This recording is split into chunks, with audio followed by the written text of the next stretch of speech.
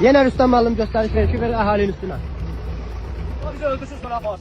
Amma bu Payız kəndinin kaptajıdır. 4 kilometr yuxarıda su var. Getmişik suyu vurmağa, qoymurlar. Bu da millət gəlir, bura su istəyirik. Gəlmişik su istəyirik, traktor vermirlər, əlimizdə su gətiririk. Rüstəm müəllim də gəlir, traktor verir bizim üstümüzə ki, siz buradan su aparanmarsınız. Cəmaət də təhqir edir. Cəmaət də yığışıb bura su istəyir. Başqa şey istəmirik ki biz. Size su verin, su. Cənab Prezident, cənab dövlət işçiləri, vətəndaşın qayğısına qalan vətən dövlət işçiləri, sizin hamınızdan çox xahiş olunur ki, bu Payız kəndinə su verəsiniz.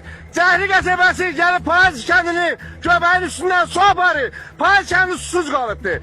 Sizin dövlət işçilərin hamısından çox xahiş edir ki, hamısı gəlsinlər bu Payız kəndinə su versinlər.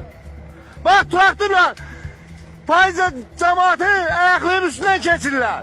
Deyirlər ki, yol verməsə traktorla hamımızı əzəcək.